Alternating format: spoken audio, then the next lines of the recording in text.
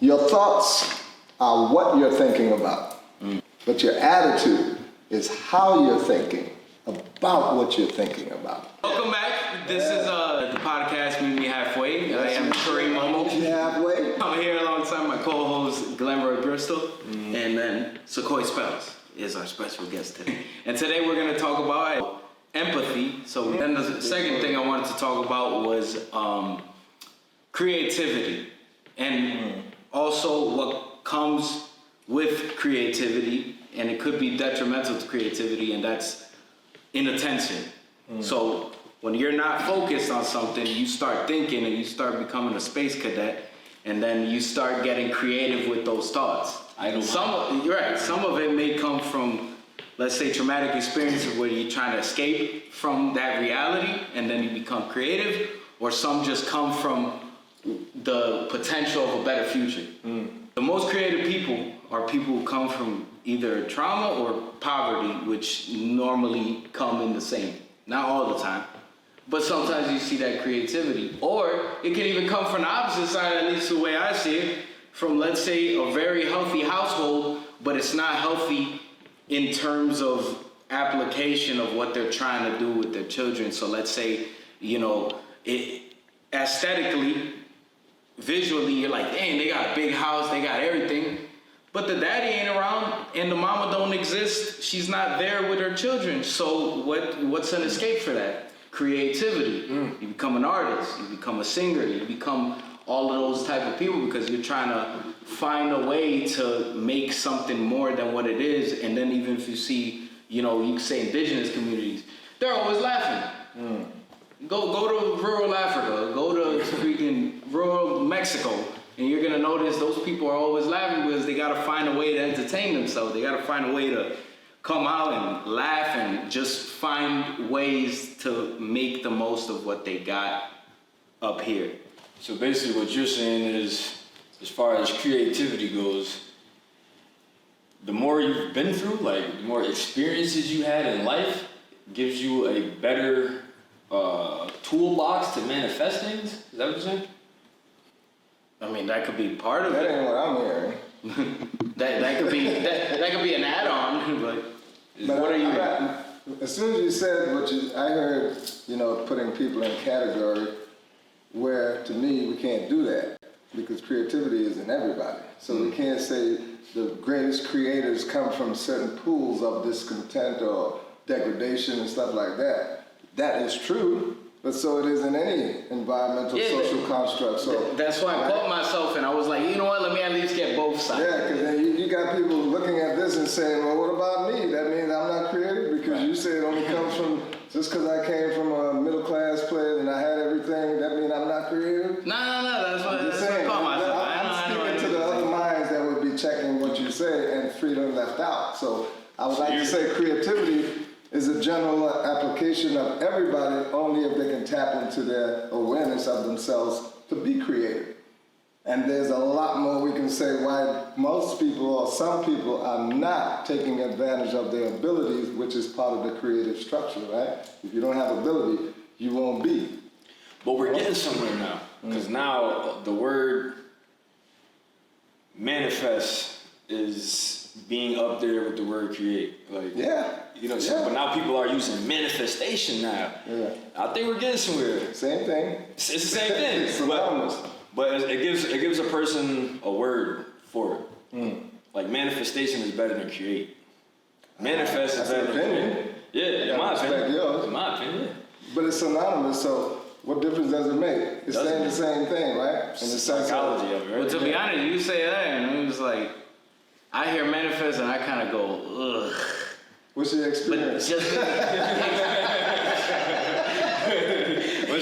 over there? Nah, because I'm expecting you to go, all right, so what cards do I have behind my back? Because that's what comes to mind when I hear manifest. That's people playing on it, though. Yeah. People playing on it and trying to Well, there's a lot of stuff that monetize gets, you could say, taken out of the wrong place. Like, yeah. I mean, let's say religion, look at how creation is. It's happening right here. Yeah. By how we are focusing on a topic, and you're creating a perspective to, either rebuttal or, say yes to it. The creation is in the mind, man. It's not really manifesting itself without being in the mind first. We do things twice. First we do it, and then we manifest it. So you got to look within to see if you are a creator or not. That's crazy because when I be reading, I be trying to not read twice. Like I'm just trying to take it as what it is. So that's funny because it does come into mind and then it comes. Yeah. But we can speak of also. We also create our reality, right? For the most part. Yeah. For the most part. Yeah. I would say. So Unknown to you in the beginning, though. it's like a fear, right? It's like a fear. Yeah. So if I fear something in my head, I'm going to create the illusion of it actually happening at some point, right? If you have fear. Yeah, because I've noticed in my life, most of the things that I was in fear of happened. It did happen? Yeah. And I'm thinking about it before, and I'm like, yo, I must have created this thing in my head and manifested it into reality. Possible. So you're talking about two totally different things. I'm talking So I about gotta creating. give you what you're talking about, Okay. but what you're using to talk about it. When you say fear is a reality in an immediate situation. That's fear, That's fear? right? Because there's a Okay. danger. You're talking about anxiety, and that's anticipating an unwanted event Okay. that you're stressing on, and sometimes it can happen or it may happen, but that's anxiety. So most people talk about fear because fear is an illusion. It has no reality unless it has a moment to react to some danger.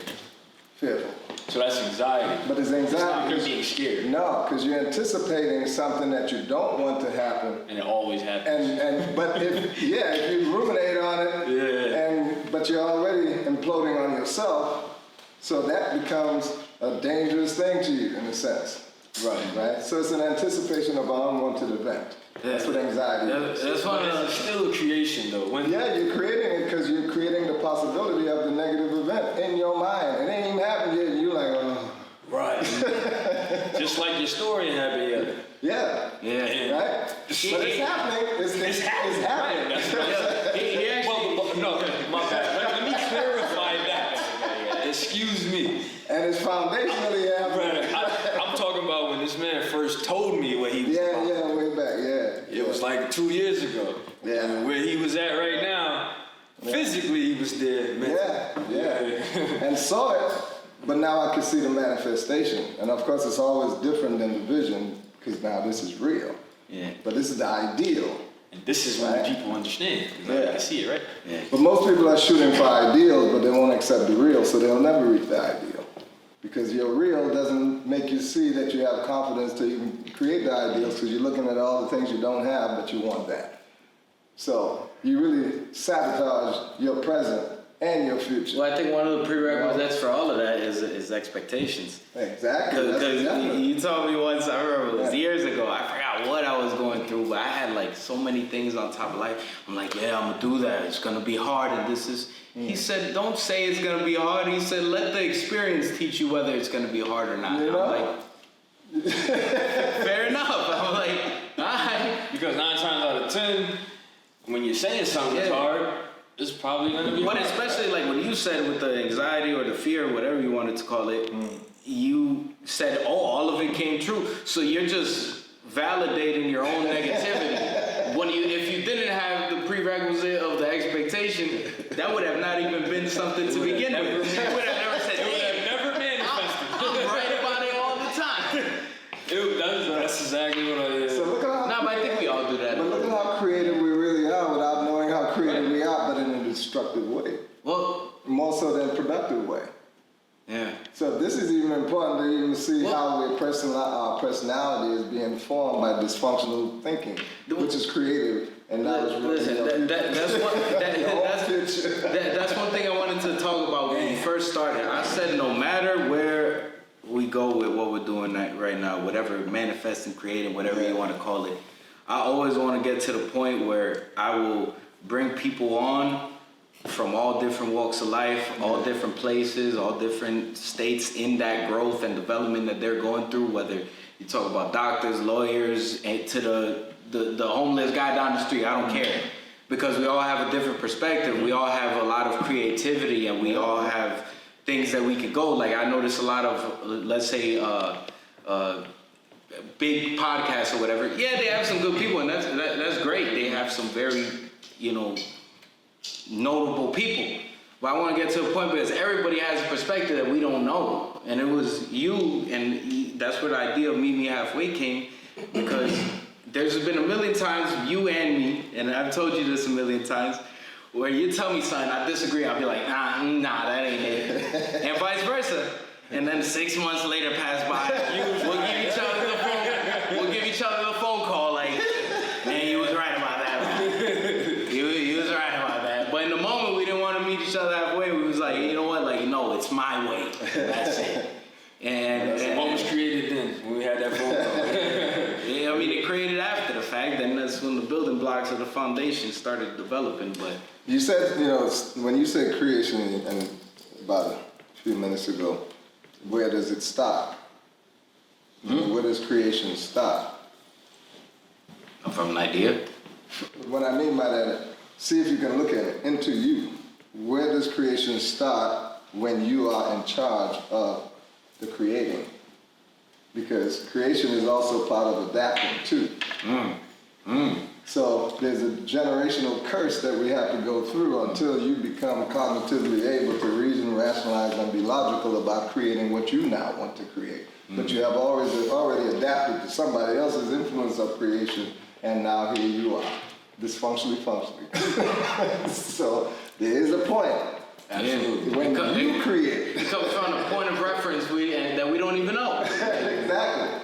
So how do you look at your creation that you adapted to, and are you in that zone right now where you now are creating because of the lesson learned from your dysfunctional creation? So are you saying all creation comes from the point of reference? Well, yeah, because there's an antiquity behind all of us. So you're saying where does it start? You're saying where does it start? Where do your creational power starts? Because you have to have the ability, to have the impact of what you're going to do, right?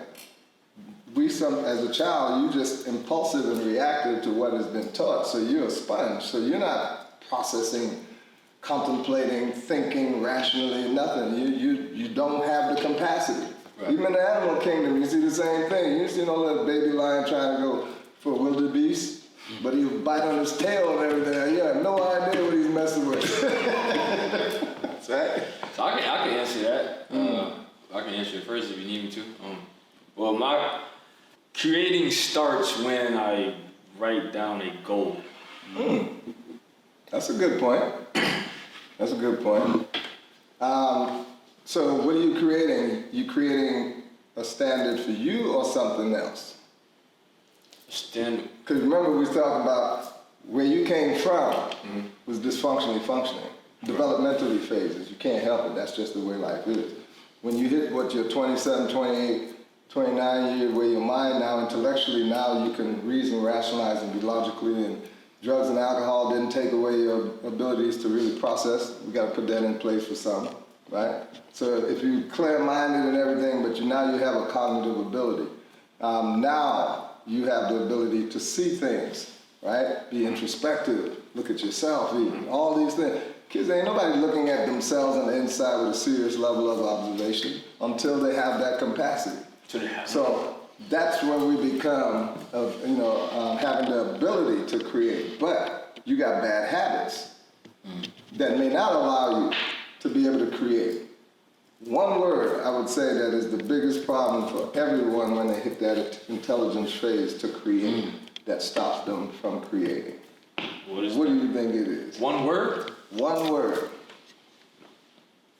That stops people from that can minimize your success. It can stop your growth. It can destroy all the dreams and aspirations. Nope. Trauma. That's all. Addiction. See, those are symptoms. Those are symptoms. And I always tell you guys, yourself. I don't treat symptoms. I treat cause. So I'm giving you a cause. Holistic, right? It's holistic, right? It has to be holistic. We're an organism. We're not part. Right. We're whole. So one word that will mess all humanity up if they do not recognize that and create a much more definitive belief about that, what I'm talking about. Nobody escapes it. Go ahead, niggas. We ain't gonna guess it. Go ahead. It's attitude. It's the most powerful addiction that we have.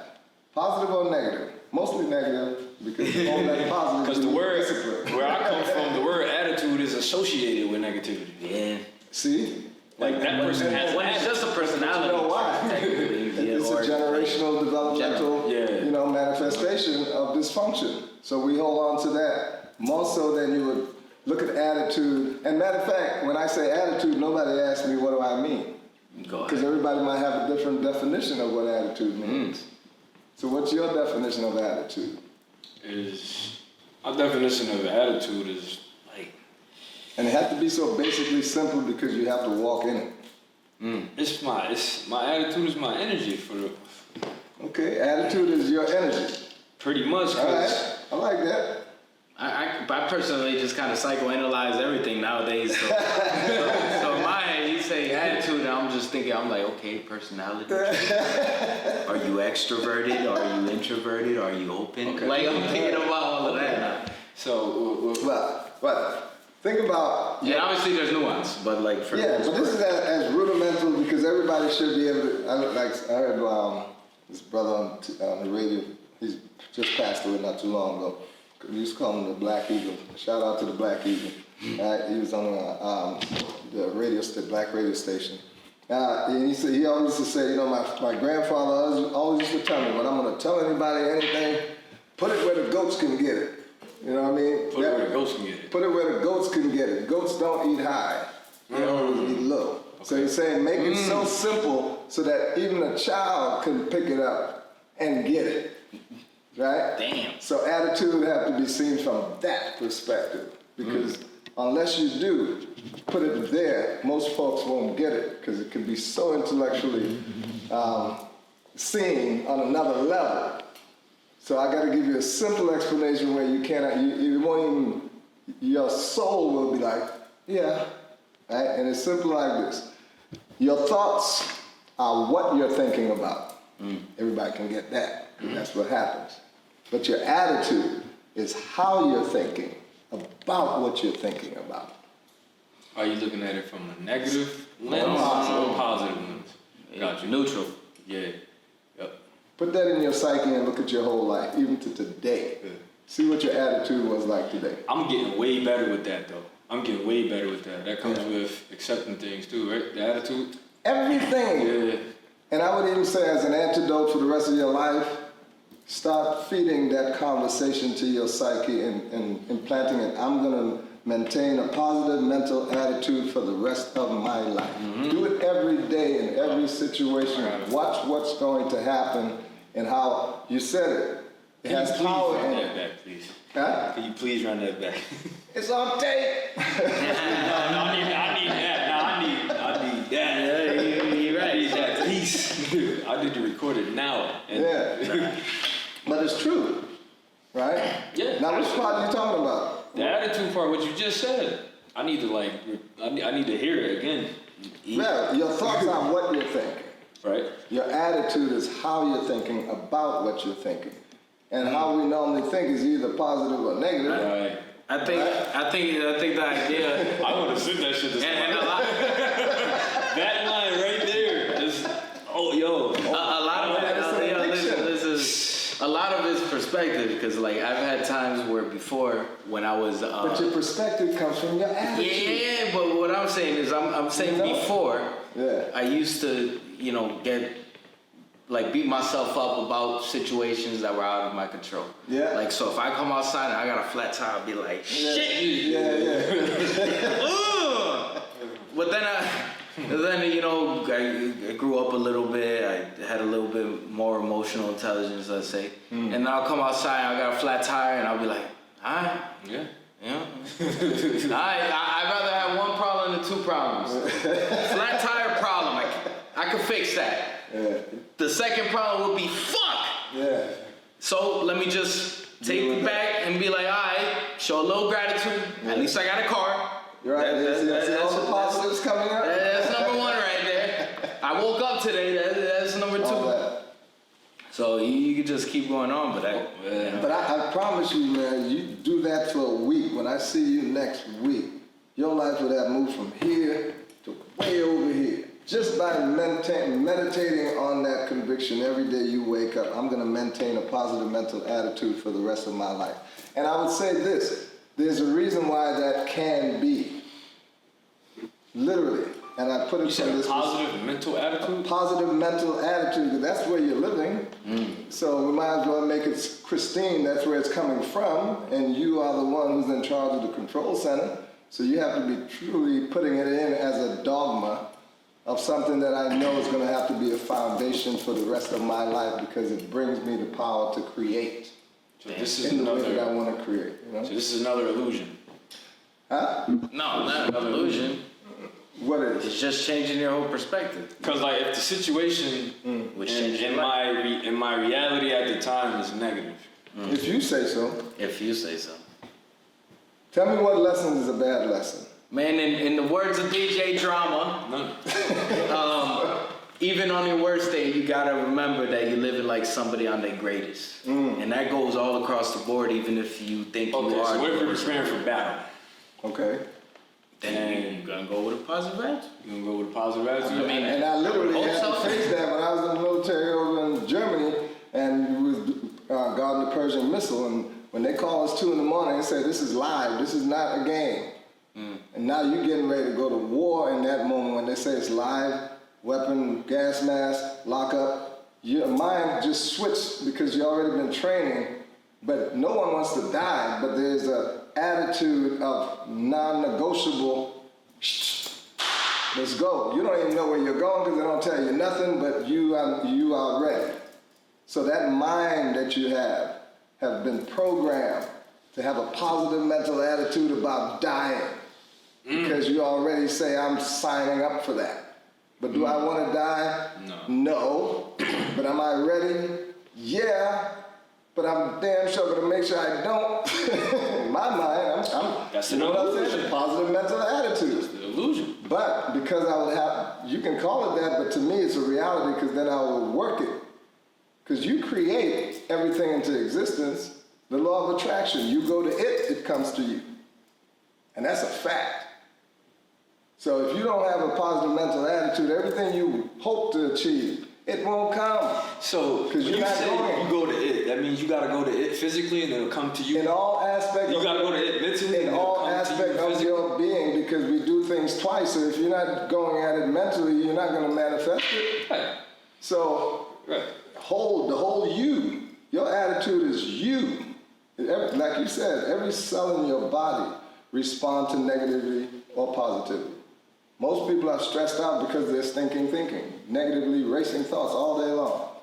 Have a positive thought day and see how calm your body will be. You won't have no gastrointestinal problem, no stress, no nothing. You just have peace. But one person come in and say something negative and you buy that in, your face changing everything. Like when you was telling them certain thing when he said he had an opinion and you didn't go along with it. His whole face, that just showing what he turned into. I got You it. know? I get it now. How powerful is that to know that you literally control your misery You do. You do. or your joy? And ain't nothing have to happen that you would like to happen. You know how happy I am for the club that has yet to be, that I'm actually seeing it coming, and you know, I'm more happy. And so it's a motivator to keep on keeping on, to be positive. Okay. And I'll put it this way, I'll even put it more from a different perspective for the intellectuals out there. Your attitude determines your aptitude, and your aptitude determines your altitude. I'll simply put it where the goats can get it. If you don't have a positive attitude, your ability to even do the positive things that you would like to do will never be able, because aptitude is the ability to do. And you won't get as high to the place where you want to achieve, because that's the goal, because of that attitude. It stunts your own personal abilities, and it definitely won't get you to the highest level of your capability. I understand. Right? That reminds me of Shout out to 19 Keys. He says what you do frequently becomes your frequency. Yeah. Hold that thought. Yeah, so what just gave you that epiphany for you to run over there and you express yourself in euphoria that you had a light bulb just went off from our discussion? Because we had our discussion, right? And we were talking about the same thing. What was this in a different language? Different perspective. You know, so the same thing could be seen from two different vantage points. So what you pretty much supplied me with was you helped me identify something. It's like I was using a word for a long time and I finally found out what the real meaning of the word. You know what I mean? Like it was and that. it has power. Yeah, absolutely. It really has power. I mean, like we say, knowledge is power. You know, and the first person who is benefiting with knowledge is you. Right. Whether negatively or positively. Right. So when I see folks in that situation, I'm like, you know you're your own worst enemy. And you're the problem and the solution. You just don't know what that looks like, you know, in you. Like these couples who I had, you know, today I have to let them both know independent of each other. I'm like, none of you can make each other happy, you know that, right? You can only share your happiness with one another. Or you can share your misery with one another. Exactly. So they had expectations the way they have been, thinking that they were married like society says, he's gonna make me happy. She's gonna make me happy. And now you have that as an expectation, and every time they do things that is not going along with what you believe happiness should be for you, which they're supposed to supply, now you have, premeditated resentment. Goes right back to the expectation. Goes right back to the expectations. Right? So you started your relationship with a listen. This has turned into a revelation. Listen, that's a perfect segue to the next topic. And that's like I said in the beginning, empathy. And empathy is the most important thing in relationships. I would say secondary to understanding and communication, and you can't have any of those without empathy. What's the meaning of the word? They all go together. What is empathy? Empathy. So this is how I determine the difference between sympathy and empathy. Sympathy is like, I feel bad for you, but I don't know what you feel like. Empathy's, I feel bad for you because I've been there too. So it's putting myself in your shoes so I can understand where you're coming from. And then you gotta do it in the context of a relationship. It's like if I call my girl a bitch, then I gotta understand how hurtful it is to me when I've either previously or currently have been called a bitch too. Like, damn, that shit hurt my feelings. I feel her pain, so I'm not gonna do that because I can empathize with her. So it's like pre-empathy, if that makes any sense. So basically what you're saying is you have, your sympathy turns to empathy when you have been through the I think, yes. But the thing is you can grab some type of empathy and empathize with somebody regardless whether you actually went through that certain thing, because at the end of the day, I think pain is universal. It doesn't matter, like, who am I to say that because I lost my mother, that's, you only lost a sister, it's less significant. No, the pain is universal. It goes all across the board, so I can feel your pain when I'm doing malicious things to you in the context of a relationship. So. Well, I would say this, empathy has its place, but remember where the foundation lies in order to even have that. It's not just the idea of, I went through the same thing. Yes, descriptively, you can empathize, and that's what that word is saying. I have like experience, right? But what's deeper than that is more important for you to even think about this. If empathy is so powerful on its own, why relationships are so messed up when everybody should have empathetical experiences of being dysfunctionally functional? Should, but a lot of that comes from a lot of rough places. The empathy is you said why? We all come from a dysfunctionally functioning developmental phase of life. How come empathy doesn't allow us to treat each other with the positive attitude that we have? I think empathy is something like myself, when the first time I started to work on that, I would say it was 2020, 2021. And I'm not perfect. But that was the first time I came to knowledge of the benefit of that word and how it's in application application can affect my life. I think, what was the question you asked? Well, if empathy has that power, as you say it is. I think it's learned. Well, I'm saying there are other things that come for empathy to have power to really be manifesting on a consistent basis. Because, and think about it, like we said, if we can speak in likeness about our lifestyle growing up with a lot of difficult situation relationships, right? Dysfunctionally functioning, parental dysfunction, social construct, dysfunctions, right?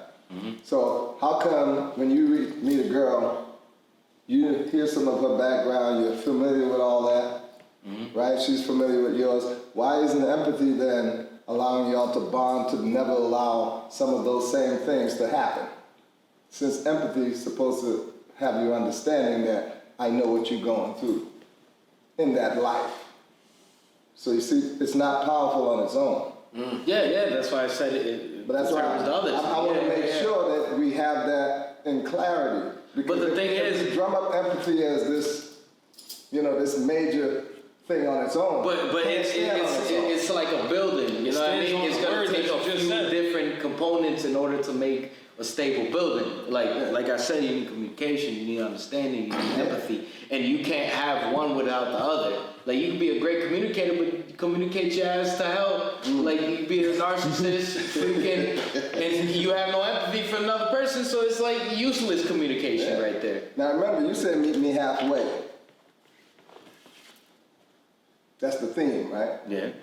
So think about that. If you're in a relationship that is dysfunctionally functioning, did you meet that person halfway with your empathetical insight that you understand and they are also having the same understanding? So all I'm saying is, what is causing us, even though we are empathetic, what is causing us still to have dysfunctional relationships? Our attitude.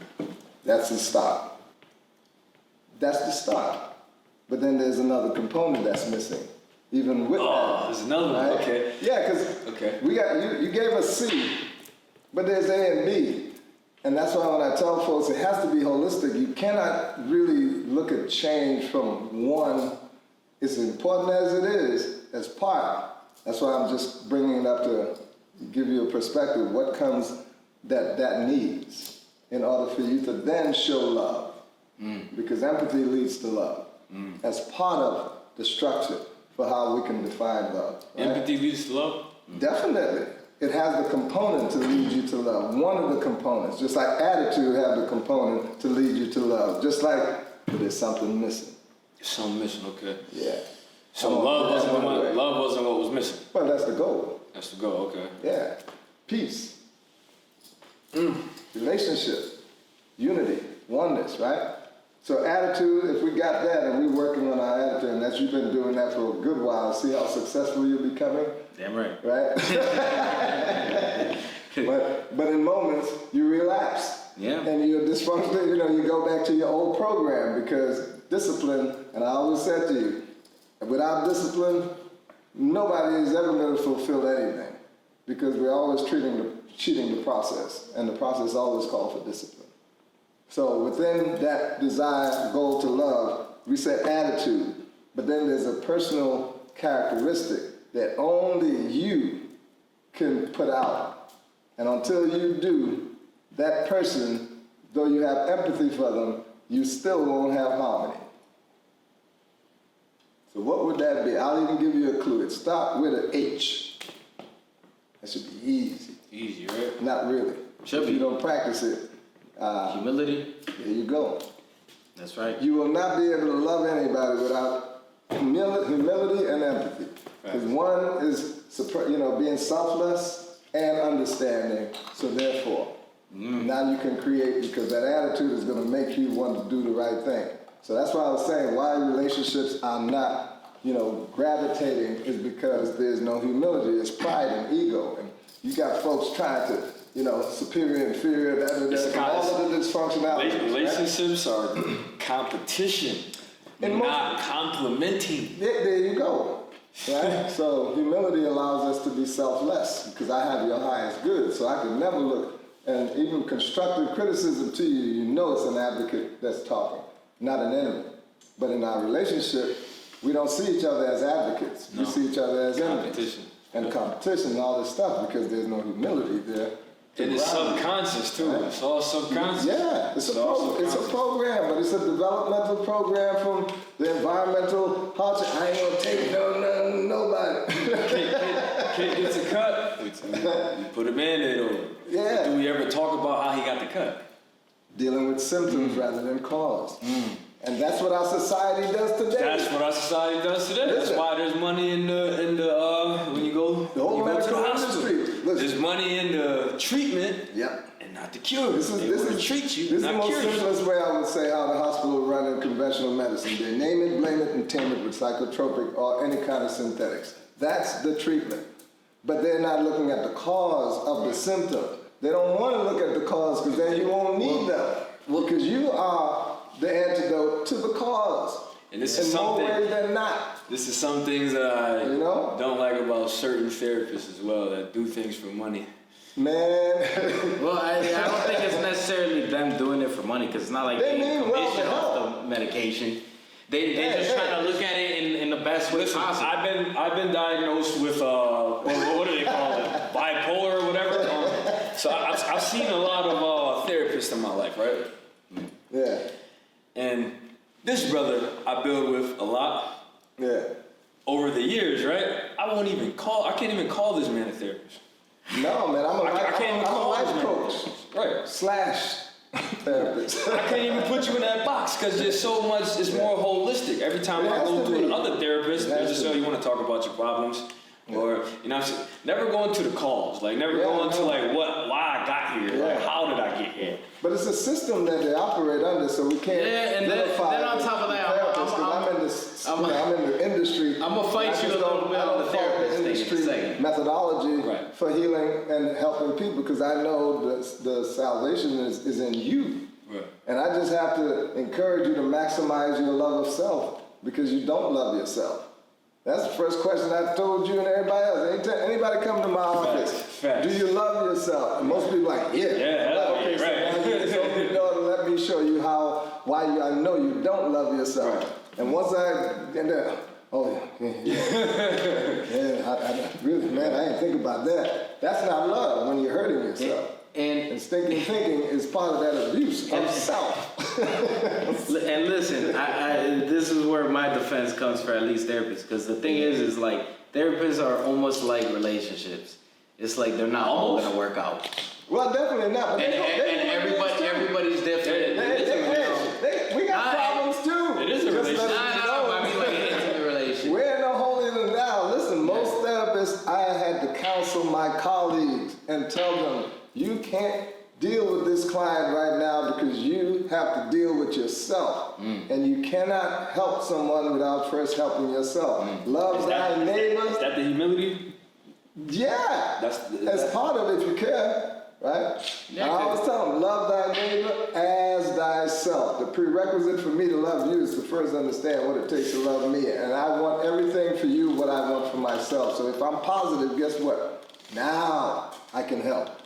You know what I'm saying? So it has to be, but most folks who's in this profession, they don't even take care of themselves as one who say we love ourselves. Physically, holistically, not only mentally, spiritually, physically, nutrition, exercise, sleep, positive mental attitude, all that is part of really being a therapist or a life coach who you say you can help somebody because you're first applying it to yourself. So now you can have empathy, you can have humility, and you have a desire to let people know if they even put this in their life incrementally as a habit of discipline, they will reach their zenith, whatever that is, attitude, aptitude, altitude.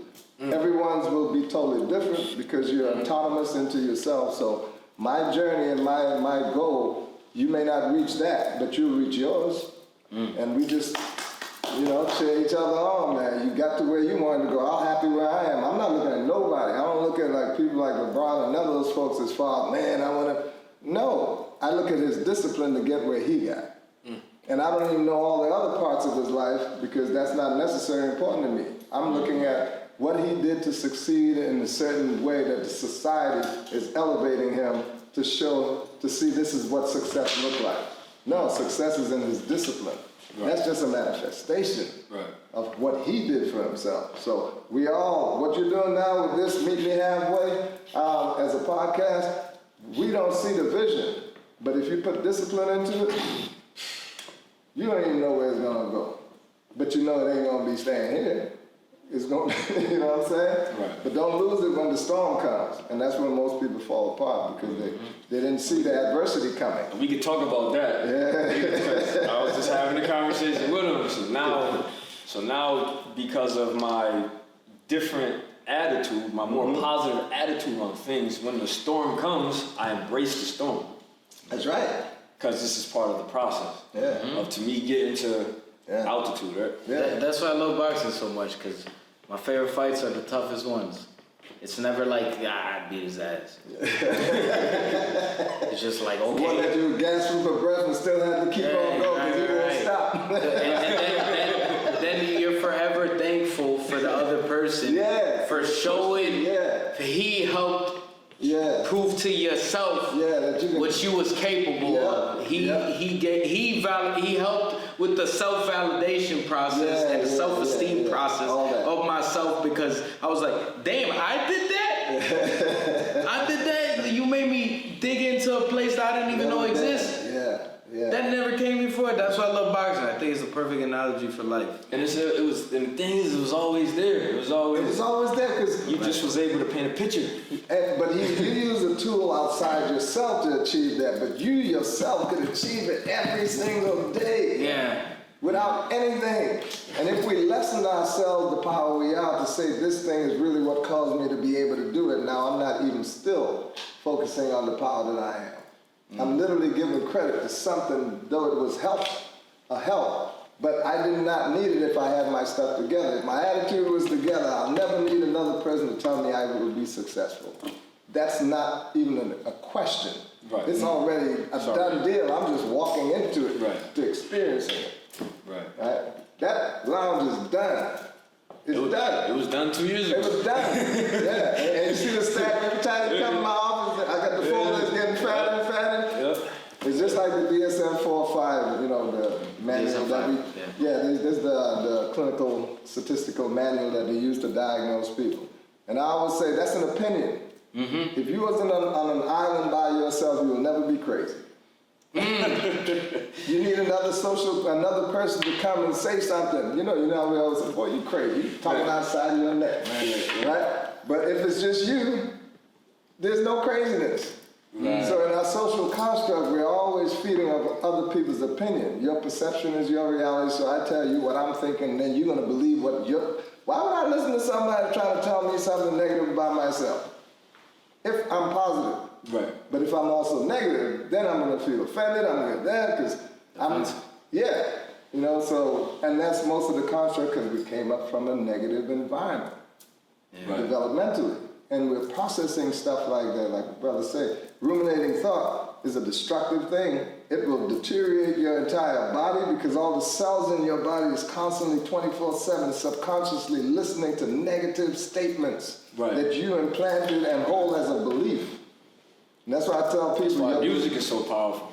Listen, even deeper than that, your beliefs, and hold on to this, your belief motivates you to behave.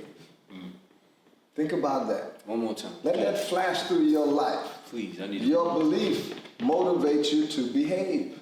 Your belief motivates you to behave. And your beliefs are your values because you're doing it habitually all the time. So that means you're valuing something that is destructive. That's the same difference between, if somebody's saying I'm doing something religiously. It's like, because you're doing it habitually. Yeah. So it's funny. I took that's where the crossroads is. Had a new client came in and somebody referred it to me, and I said that to her, right?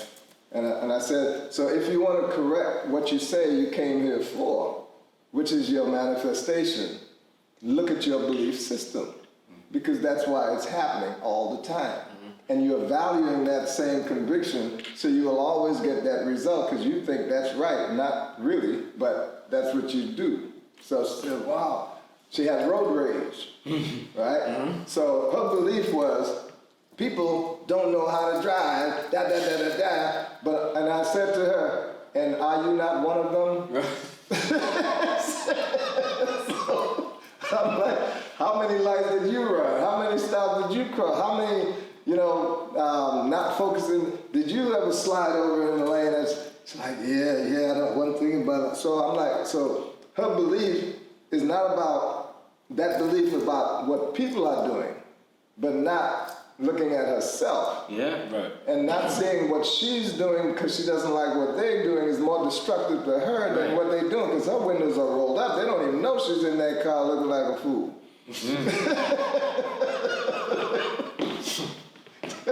She chuckled so hard, she said, oh my God, I can see cause I be banging the steering wheel and everything. Ain't nobody hearing you. But you ever look at someone in a car who's been having road rage and they're cursing that person who's already left? You see, it's great. You see it all the time too. All their anatomy is going through all kind of free falls, their heart palpitation, their sweating, fight or flight is going on. For what though? I'm gonna cap this off now, but I'm gonna cap it off with a couple of notes. Because he's saying there's a big difference between ruminating thoughts, because I feel that that's a negative perception of what you're doing. Introspection, too, though. yeah, because then that's where introspection comes, and you're actually looking, and then that's where empathy comes in, because your empathy requires you to look at the other person the same way you're looking at yourself and understand, hey, maybe they were off that day, they just turned the wrong corner, whatever. So they all kind of go together. That's what humility would do. Because that's what humility would do. Yeah, they all didn't go really together. explain that word. Yeah, humility is huge, man. We never got into humility. Yeah, we can do it next time because No, we did it the last time. That's huge from the perspective that you got to remember. Humility is saying I am selfless within how I see things, and giving it the same, giving everyone the same allowance of because I could empathize because I'm dysfunctionally functioning too. So it doesn't allow me to be prideful and egotistical. It allows me to be an ambassador, so to speak. An advocate, more so than judging.